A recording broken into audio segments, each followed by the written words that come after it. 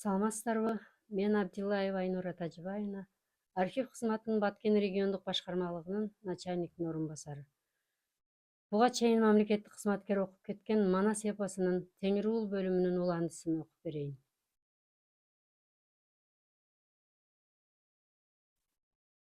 Таксыр. Эсен канга тартуулаган дүйнөнү жолдо каракчылар тоноп кетти. Балбандар баарын союп кетти. Өз көзүм менен көрдүм. Каракчылар буруттардын өзгөн. Муну укканда Алоокенин каны дүргүп чыкты башына.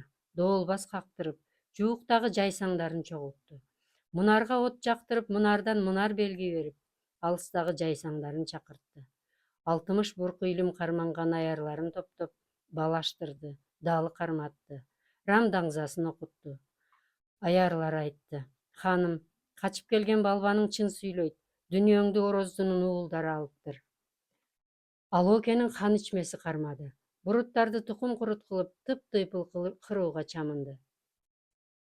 Жер жайнаган кол менен өрөөн кокту калтырбай түрө тинтирип, кыргызга кызыл кыргын салып келатты. Ошондо бай: "Бу жолу тирүү канды соо койбойт. Кыргызды түгөл кырып түбүбүзгө жеткиче жаным курман" деп жандан кечти.